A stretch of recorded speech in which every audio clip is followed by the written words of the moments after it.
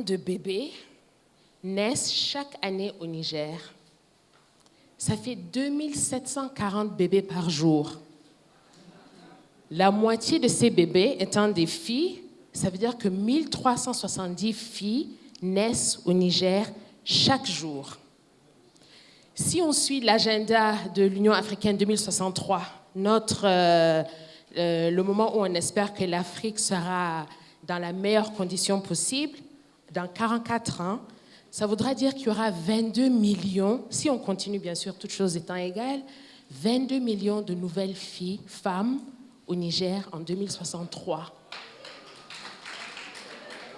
Mais imaginez comment notre pays serait transformé avec une armée effective de femmes éduquées, résilientes, instruites, entreprenantes, éduquées, ambitieuses. Vous imaginez ce que ça donnerait?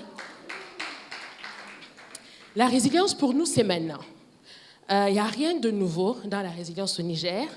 Il a fallu que j'aille vivre en Afrique centrale pour me rendre compte qu'en fait, on est extra résilient au Niger. Au Niger, il fait chaud, on est un pays aride, l'agriculture est compliquée, la pluviométrie n'est pas prévisible, il n'y a pas d'eau, c'est très difficile. Il y a des pays où la vie est beaucoup plus souple, je dirais, ils sont gâtés par la nature. Mais ça ne veut rien dire, on est encore là. On est encore là et on a de l'ambition qui est encore plus que ce qu'on a réussi jusqu'à présent. Et donc, cette résilience-là, on l'a déjà, je pense, dans notre DNA de Nigérien. Ce que je vais vous dire, c'est qu'en Hausa, ma langue, on appelle résilience tsantsankarfi. Kolidia. Tsantsankarfi. Ça veut dire résilience en Hausa. Donc, on a même un mot pour ça dans une de nos langues. Ça veut dire que ça nous définit. Tomber et se relever, entreprendre et échouer, que ce soit un entretien, un examen, une entreprise, tout ça, essayer d'aller dans une université, tout ça, ça nous demande d'être prêt à accepter une défaite. Mais de pouvoir se relever après cette défaite-là, c'est ça qui définit notre résilience. Je vais vous donner l'exemple de quand moi j'ai quitté Niamey en 1994 pour aller étudier aux États-Unis. J'avais un bon job ici à Niamey, même le planton de l'Union européenne, God rest his soul, il s'appelait Malam Boubacar. Il m'a dit, mais Zouera, tu es folle, tu vas aller étudier pourquoi? Tu as 25 ans, tu as un bon job, tu as un gars qui veut t'épouser. Bon, je l'ai épousé, au final, c'est mon mari. Mais tu vas aller étudier pour faire quoi? Là, tu es à par avec les Européens, ça se passe bien pour toi. Tu vas aller étudier pour faire quoi? Mais moi, je voyais que mon job à l'Union européenne était trop limitant. J'imaginais que je pouvais faire mieux que ça. Je ne savais pas encore quoi, mais j'étais persuadée que je pouvais faire mieux que de travailler ici à Niamey, dans la délégation de l'Union européenne, as une non-européenne, donc local hire, n'est-ce pas, une employée locale. Je savais qu'il allait falloir que je fasse mieux que ça. Et donc, j'ai quitté Niamey avec le soutien de mes parents. J'ai grandi dans une famille, quelqu'un avait dit ça avant moi, atypique. Atypique dans le sens où mon père, qui est de Maradi, a eu une enfance... Yes. Gaboute Anena dans la salle, yes. Était quelqu'un qui était absolument persuadé que les femmes pouvaient tout faire. Donc moi, j'ai grandi avec le message, tu peux tout faire. Ah, tu es tombé sur ton vélo, tu as acheté un lava à Kouka. Quand on a raté un examen, pas une bonne note, c'est pas grave, tu continues. Tu n'es pas défini par un échec, par un accident. Donc je sais que ça m'a beaucoup marqué. Donc ce qui m'encourage dans ma vie de mère, d'instaurer ce même message-là à mes enfants.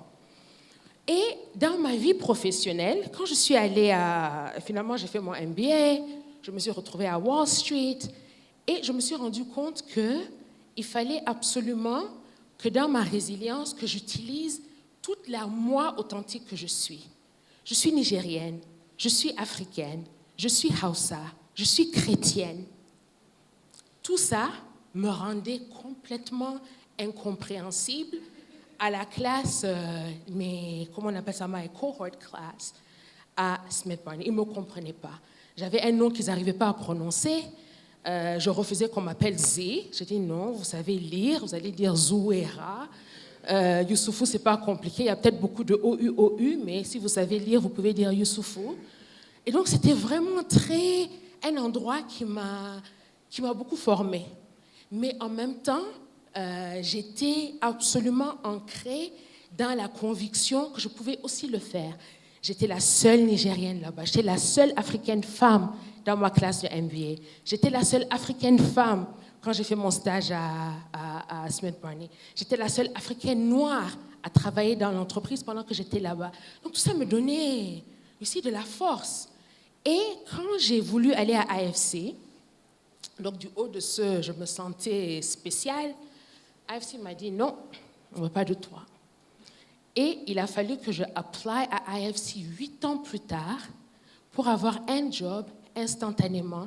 Ce job qui m'a amené ensuite à la Banque mondiale et qui m'a amené aujourd'hui à la Fondation Dangote où je travaille. Et je pense que quand je pense à... C'est pas cette partie-là que je voulais que vous applaudissiez.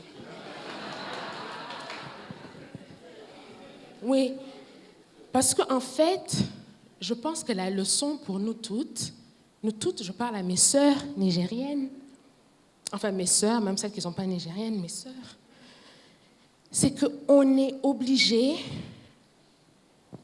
de vivre la vie qui est celle qu'on est appelé à vivre. On ne peut pas suivre les stéréotypes. On ne peut pas toujours faire ce que les autres veulent qu'on fasse. Moi, on m'a dit, ne pars pas, marie-toi, tu es un bon gars, tu as déjà fait des études, tu as déjà été aux États-Unis, ça suffit, reste ici, c'est bon. Right? Ce n'est pas que ça aurait été un mauvais choix de rester, sauf que moi, je voulais faire autre chose. Donc, celles qui ont envie de faire autre chose, il faut oser le faire. Et le succès n'est que la conséquence, comme tout le monde nous le dit tout le temps, d'être prêt. Être prêt, ça veut dire être excellent et de travailler bien tous les jours sur tout. Que ce soit des photocopies qu'il faut faire, que ce soit gérer le calendrier de quelque chose d'autre, des choses qu'on ne trouve pas valorisantes, de les faire bien.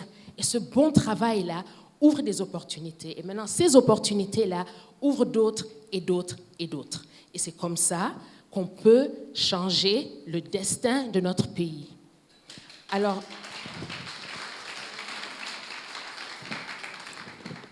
si on revient à ces 22 millions de femmes qui seront là en 2063, si chacune d'elles pouvait avoir un parcours, pas similaire au mien, parce que je ne suis pas un exemple, moi, mon exemple, il est particulier à moi, mais un exemple qui leur permet d'être tout ce qu'elles ont la capacité de faire. Ça veut dire qu'elles soient en bonne santé, éduquées, formées, encouragées. Imaginez le Niger qu'on pourrait avoir. Merci.